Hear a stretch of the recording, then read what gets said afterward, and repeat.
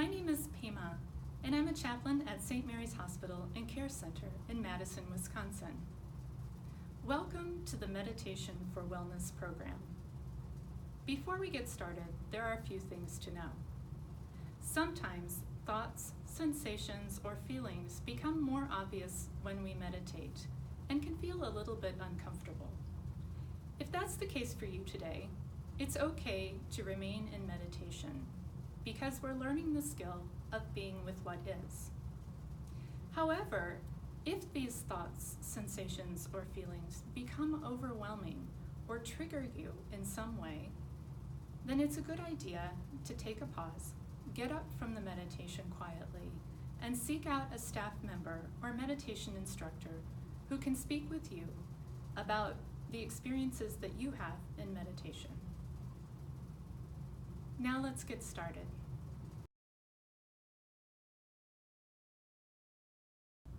Hi, I'm Dr. Baker. I'm the psychologist at St. Mary's Hospital and Care Center in Madison, Wisconsin.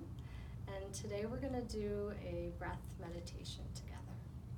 So some of the benefits of a breath meditation is that it helps us slow down and bring attention into the present moment that offers our mind and our bodies an opportunity to settle and to be calmer. And over time, this practice can help us gain greater awareness across our days, greater focus, and allow us to really be able to manage stress better as we move throughout our lives. Another benefit of mindfulness, including this breath meditation, is that it can help us when we are feeling overwhelmed and need to consider ways of reacting and responding to our environment and those around us. So I invite us all to do this practice together. We'll be first finding a comfortable position. And if you're in a seated position, we're inviting the body to really be in an upright and awake and alert position while really decreasing the rigidity in the body. So what that would look like is putting the hands either gently on your lap or on the arms of the chair, if you have a chair with arms, if that's comfortable. We're dropping the shoulders so that you can really allow the body to really start to settle. If you're able to and really place your feet on the ground and feeling the support on the ground, it might involve bringing the body forward in the chair to allow the feet to sit on the ground. You may also use a chair that can support your back as well. So just finding a position that really allows you to be as most grounded and supported. For some of us, it may be sitting on the ground directly or on a cushion. And you also might choose to lie down during this practice. So just notice what works most comfortably for you and your body. Okay. So once you find this most comfortable position, knowing that we can't make all aches and pains and tension go away necessarily, what I invite us to do is either close your eyes or bring your gaze downward. So bringing your gaze downward might just involve sort of bringing your chin a bit more down, and then just looking ahead of you, a few feet ahead of you, and just sort of letting your eyes fall upon a spot in front of you. So the intention there is really taking your attention from the external world that we're so often being pulled into by all sorts of sensations, and really encouraging the attention to be more in the body and more in the sensations, in this case on the breath's movements, okay? So just knowing that you can open your eyes anytime if you do choose to close your eyes. Sometimes in certain situations or meditations, if you feel ungrounded with the eyes closed, you can always open them. Okay. So just taking a moment, either closing your eyes again or bringing your gaze downward and feeling the feet on the ground, feeling the rootedness of contact you're making with the earth. And then bringing attention up and feeling the body being supported by the surface on which you are resting in this moment. So really grounding our attention in the present moment by feeling the stability and support of the body in stillness and the support of the surface that we're resting on.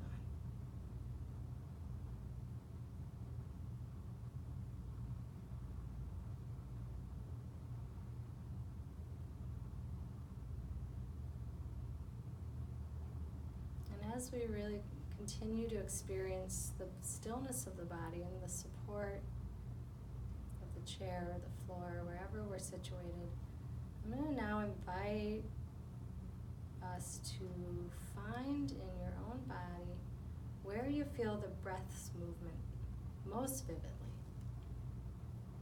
So this may be at the nostrils, so just drawing the attention to the nostrils, where you may feel the sensations of air as it moves in with the in-breath, and the air as it moves back out with the out-breath. You may even notice the air moving in the nostrils is just a little bit cooler than the air that moves out.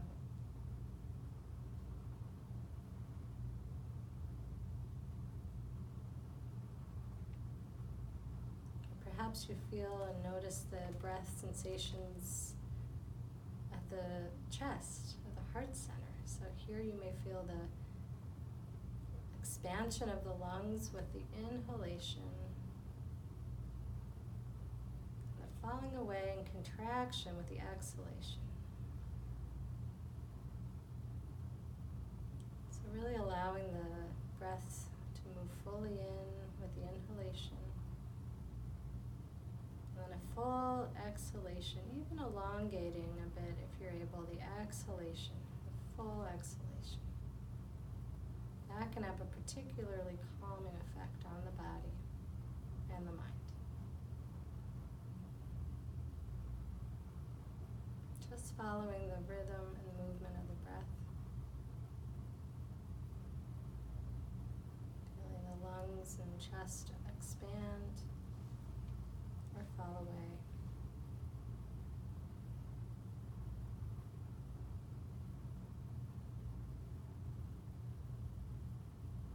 And your mind will likely wander off the breath. That's what the mind does. And just notice when that happens without judging yourself. Just notice where the mind goes.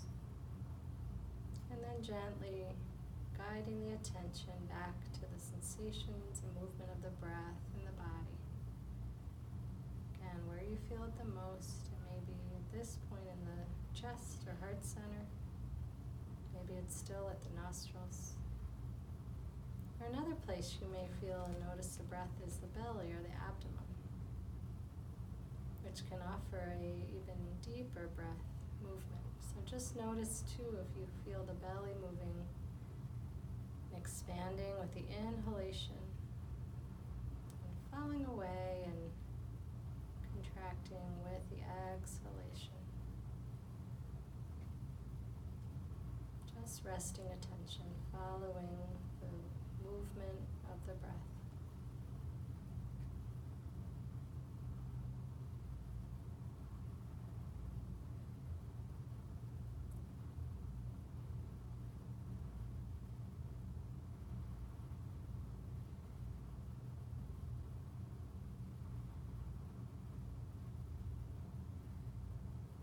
Each time your mind wanders, or maybe other sensations or sounds, thoughts, whatever is in the field of attention that's drawing your attention away from the breath, just notice when that happens each time.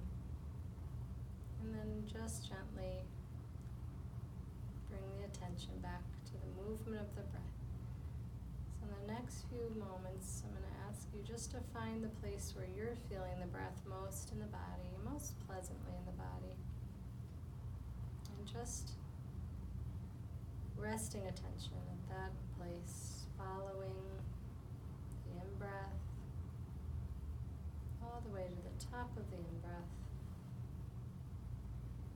And then a full out-breath. Breath by breath, moment by moment, just being with the breath.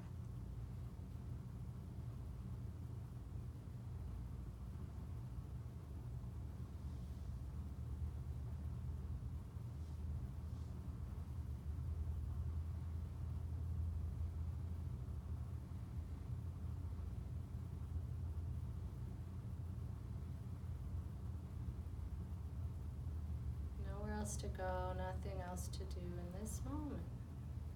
Just following the breath's movement, grounding our attention in the present moment with gentleness and curiosity.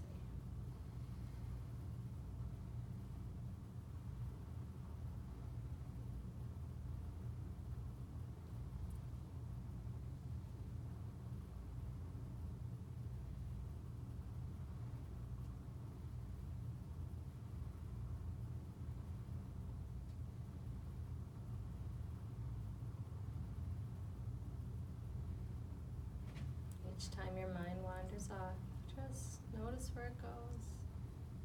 It's what the mind is conditioned to do. It's what it naturally does. And then just drawing the attention of the mind back to the breath. Feeling the nourishment of each breath.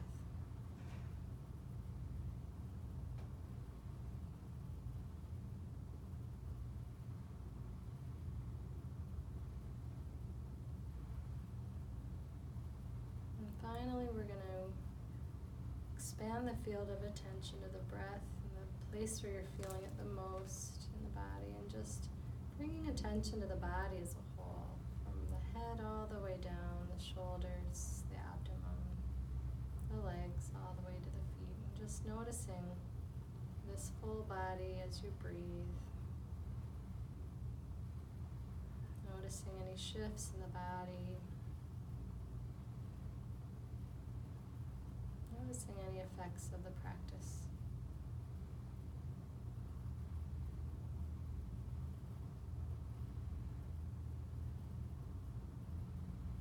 And we're going to slowly start to bring attention back into the room, first by feeling again the feet on the ground and the contact you're making with the chair. Hands resting, whether at your sides or on your lap, wherever they are.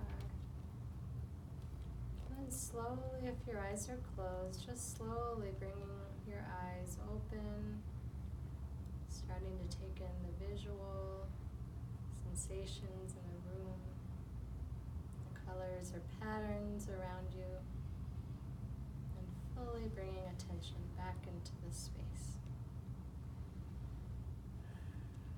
Thank you for practicing together today. I hope that you found some benefit in your practice.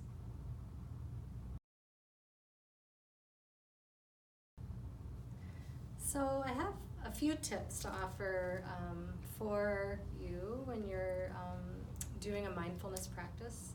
We often go through our days and pausing, asking ourselves to pause and be still can feel almost unnatural in our busy lives. So what can be helpful in building a mindfulness practice into our lives is to really schedule time each day, even if it's 5 minutes, maybe even 10 or 15 minutes, or putting it in the calendar during a time when we're likely to be not interrupted, communicating to people in our lives that we are needing some space and quiet time.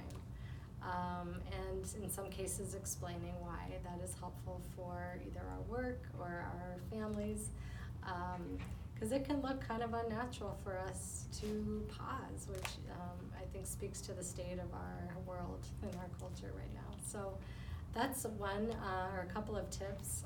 Another is just to know that doing a practice, even one where we had our mind wander the whole time, doesn't mean that we didn't benefit from it. And that can feel really strange, because often what we do is when we make time to do something like do a calming practice, we really hope that we will be calm afterward, and if we're not, we think it didn't work. And actually with this practice, it is exactly that. It is a practice. And just like any kind of exercise, like building muscles with weights, even if we don't feel particularly stronger afterward, it doesn't mean that our muscles, in the case with weights, it doesn't mean that our mind, in the case of meditation, and our full body did not benefit. So that's another tip that I like to share with folks when we're talking about building a practice. Another thing is also starting with what works. So if you would like to start with a half an hour or 45 minutes, and that sounds really nourishing and nurturing to you, that is something to work with. But for many of us, that ends up being like a big goal that we sometimes can't attain. So even just starting with 5 minutes, really finding like a goal that is attainable is really important, because then we're most likely to get started. And then eventually, maybe a longer meditation we can fit into our lives. So just start with whatever works, knowing that even 1 minute or 2 minutes is still a benefit. It's really having that repetition that gets us to create a new routine or habit. So that is really important.